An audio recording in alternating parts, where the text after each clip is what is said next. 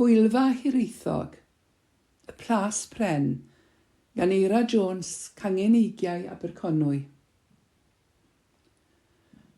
Sawl tro tybed bu'r teithiwr yn y car deithio dros fynydd Hiraethog, a sylwi ar yr adeilad yn dadfeilio ar y copa.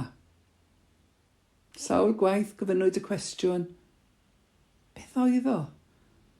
Pwy ei hadeiladodd a pha bryd?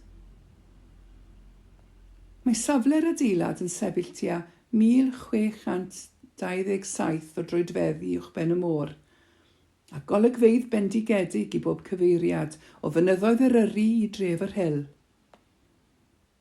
Yn oes y Frenhines Victoria, roedd saethu grigiau yn boblogaidd iawn ac roedd meddu ar stad yn codi statws y perchenog.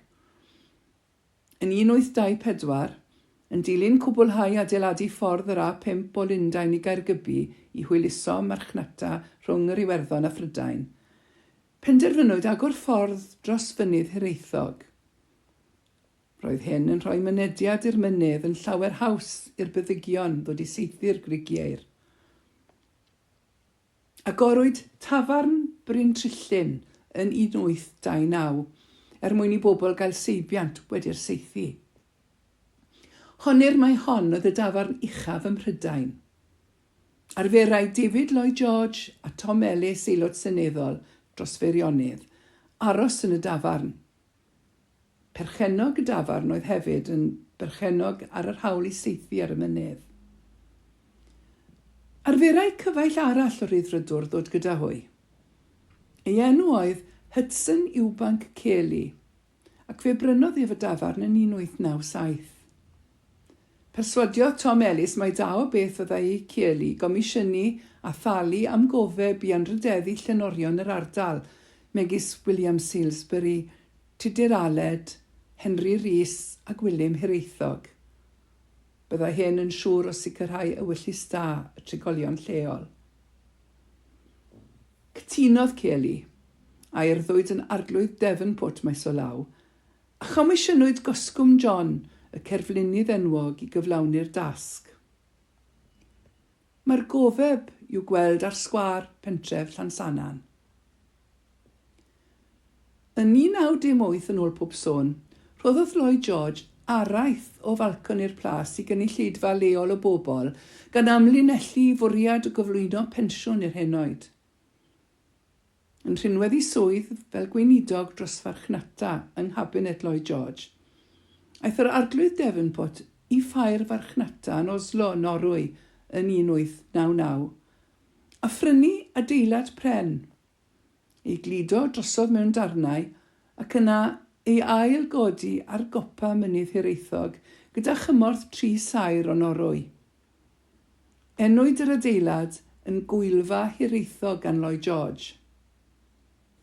Ymhen 10 mlynedd, roedd yr holl adeilad yn gollwng dŵr. Mae Norwy yn wlad oer sych, ond mae mynydd Hiraethog yn oer a gwlyb. Felly bu rhaid adeiladu croen o gerrig o gwmpas yr adeilad pren. Ymhen rhyw 2 flynedd, gofynnwyd i'r pensau'r enwog Edwin Cooper ychwanegu rhannau at y plas ac ail fodelu peth arno yn y dull Jacobeaidd. Chwipiwyd y cyfan a'i beintio gyda phaint a ddefnyddir i beintio goleidau. Cwblhawyd y gwaith yn 1913, a gosod arfbais y teulu Devonport uwchben y brifynedfa. Roedd y plas yn foethus iawn, gyda gwres canolog drwy'r tŷ drwy gyfrwng rheiddiaduron haearn bwrw. Cyflenwyd dŵr glân i'r tŷ drwy gael ei bwmpio i 2 danc anferth yn y to.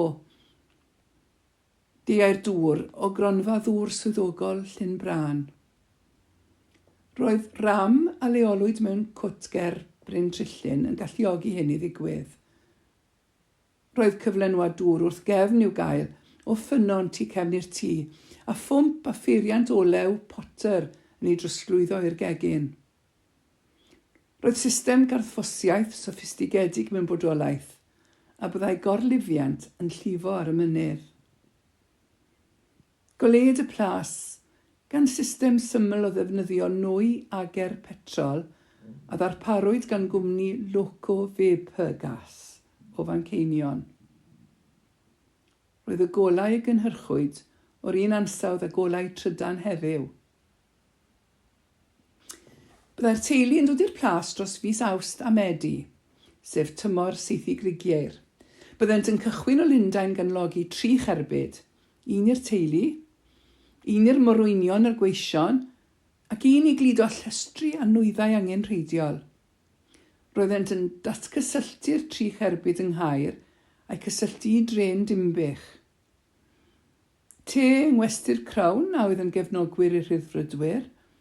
Yna, cychwyn gyda throl a cheffyl ar y daith o 10 milltir i Gwylfa. Yn dilyn yr rhyfel byd cyntaf, aeth trethiant ar eiddo yn drwm ar y cefnog, ac hefyd anhawster cyflogi morynion y gweision. Rhoddwyd y Plas ar werth yn 1925. Yn ôl y catalog roedd neuadd fawr a drysau derw, lle tân godidog, stafell fwyta, stafell frecwast, stafell cadw gynnau, llyfrgell, stafell lolfa, cegin gefn, pantri'r bwtler, seler gwrw, stordi, neuadd y gweision, stafell yr housekeeper, ystafell sychu dillad, 10 ystafell wely foethus gydag ystafelloedd gwisgo, 2 ystafell ymolchi a thoilet en-suite yn cynnwys ystafell wely, ystafell wisgo, ystafell ymolchi a thoilet a chwpwr dillad wedi i'w resogi, 6 ystafell wely'r gweision gyda mynediad drwy drisiau cefn. Dywedir bod yno 52 o gyrn ar y simneau, 365 o ffenestri a 58 o stafelloedd i gyd. Ni werthwyd y Plas, ond fe'i gwagwyd o'r dodrefn. Prynwyd y dafarn gan gwmni bragdi enwog ac fe gymerodd griw o ddynion busnes lleol brydles ar y Plas a'r tir mwyn gallu cynnal dyddiau seithi yn ystod Awst a Medi. Roeddent yn cyflogi cipar i fyw mewn rhan o'r Plas ac i ofalu am y mynydd. Yn 1951, symudodd un teulu ni i Gwylfa. Fy nhad oedd y cipar, a ninnau, mam, Morfydd fy chwaer, Gwyn fy mrawd a minnau. Ganed fy chwaer iengaf Menna yn Gwylfa. Roedd holl ystafelloedd gwag y Plas yn lle delfrydol i ni chwarae ac yn lle arbennig i chwarae cuddio. Roedd y Gaeafau yn eithriadol o galed a llwchfeidd o Eira'n sicrhau na allem fynychu'r ysgol ym Mhentrefoelas am wythnosau ar y tro gan allai'r cludiant i'n cyrraedd. Buom yn byw mewn rhan o'r tŷ am 4 blynedd cyn symud i ffermio rhyw 4 milltir i ffwrdd. Ni oedd yr olaf i fyw yn y Plas, a buan iawn gydawodd y tywydd erchyll i ôl ar y Plas, gan nad oedd dim cysgod o fath yn y byd iddo ar gopa'r mynydd. Dros y blynyddoedd, gwelsom y dadfeilio.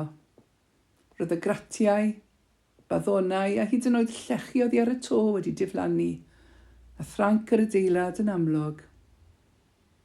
Erbyn heddiw does fawr ddim ar ôl o'r ysblander a fi. Mae'r Plas yn un ar ddeiar, a dim ond atgof o'r hyn a fi.